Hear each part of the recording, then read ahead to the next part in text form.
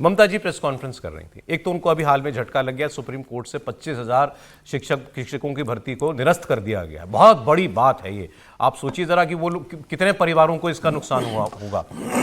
वो लोग जो डिजर्विंग थे वो नई नौकरी पा पाए, वो तो अलग। अब जो नौकरी में लग गए थे उनकी नौकरियां जाएंगी, उनका नुकसान अलग। और इनसे उनको जितनी तनख्वाह मिली है तनख्वाह भी वसूली जाएगी।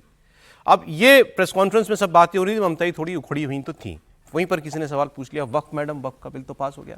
तो पहले उन्होंने कहा कि मैं वक्फ पर बात नहीं करना चाहती हूं, ये हमारा डिस्कशन का मुद्दा नहीं है। लेकिन फिर भी मैं आपको बता दूं, आज ये सत्ता में है, कल को नहीं रहेंगे, दूसरी सरकार आएगी, हम फिर अमेंडमेंट लाएंगे, राज्यसभा और लोकसभा से नया बिल पास कराएंगे। सुनिए।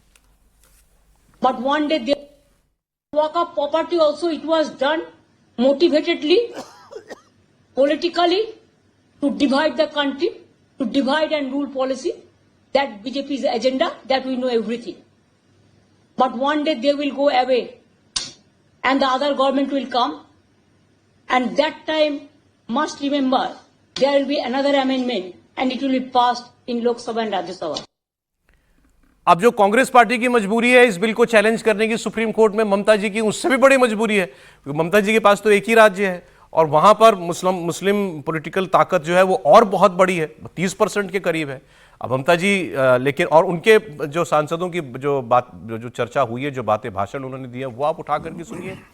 तो वो उन्होंने तो क्या क्या नहीं कहा है कि इस बिल से मुसलमानों को कैसे हाशिए पर बीजेपी जो है ढकेलना चाहती है। अब सर वो जिस वनडे की उम्मीद कर रही हैं कि दिल्ली की सरकार बदलेगी, बीजेपी उस एक दिन का इंतजार कर रही है कि बंगाल की सरकार बदलेगी। नहीं, सीएए के संदर्भ में भी ममता जी का बयान पुराना निकालेंगे तो ठीक यही था कि सरकार आएगी तो इसको निरस्त करके हम खत्म कर देंगे, हमारी सरकार, यही बयान था। पहले तो एक फैक्ट जो है देश को और खासकर देश की जो है पिछड़ी जातियों को जानना चाहिए। ममता बनर्जी के राज्य में 179 जातियां पिछड़ी जाति में शामिल है जिनको आरक्षण और अन्य लाभ मिलते हैं। जरा ध्यान से देश सुन ले, उसमें 118 केवल मुस्लिम जातियां हैं। कितने में से कितनी? 179 कुल वहां आरक्षण में जातियां हैं पिछड़ी जाति, जिनमें 118 केवल मुस्लिम जातियां हैं, 61 जातियां हिंदुओं में हैं।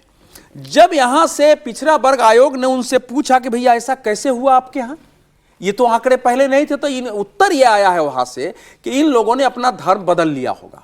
फिर गया कि भाई किसने कहां धर्म बदला है, तो उत्तर आया कि इसके आंकड़े हमारे पास नहीं है। तो आप सोचिए कि पश्चिम बंगाल में प्रिज्यूम करके कि ये हिंदू थे, इन्होंने कन्वर्ट हो गए, लेकिन है बैकवर्ड ही तो इनको दी। अब आप कल्पना करिए जरा, 179 में अगर 118 पिछली जातियां मुसलमानों में है, जहां कहा जाता है कि जातियां नहीं है, तो उत्तर प्रदेश की मुस्लिम पॉलिटिक्स ममता बनर्जी की लीडरशिप में कैसे चल रही होगी।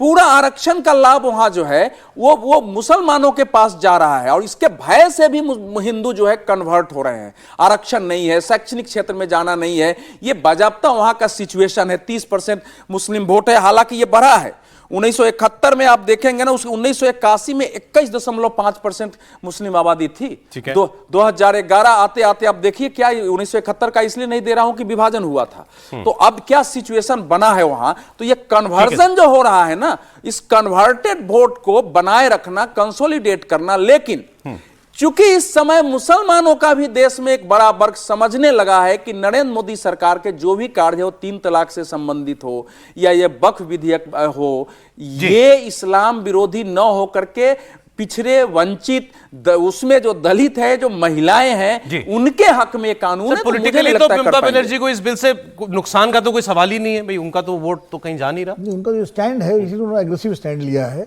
कि हम सरकार में आएंगे दिल्ली में तो हम इसको खत्म कर देंगे। अब सरकार में कब आएंगी कौन जान रहा है, किसको पता आएंगी कि नहीं आएंगी।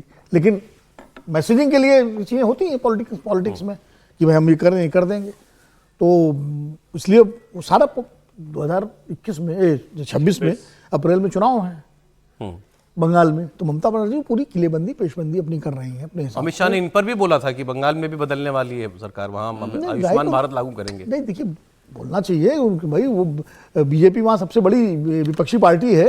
पिछले चुनाव में भी बीजेपी पूरी ताकत लगाई और मतलब जो है 73-74 सीटों पर सिमट गई, लेकिन रह गई। हालांकि उसका ग्रोथ हुआ, आप ये देख सकते हैं। तो अमित शाह जी ने कहा, सही कहा, कि कहना भी चाहिए। अब ये लड़ाई तो जैसे चुनाव नजदीक आएगा बीजेपी और ममता बनर्जी के बीच में चलेगी और दिखाई पड़ेगी। अभी तो बहुत कुछ होगा। अभी आप देखिएगा तमाम, अब जैसे उस दिन शुभेंदु अधिकारी का आप दिखाई रहे थे, वो कैसे वो हिजाब डाल करके वो नकल कर रहे थे। नकल कर रहे थे, तो ये सब चलेगा। ठीक।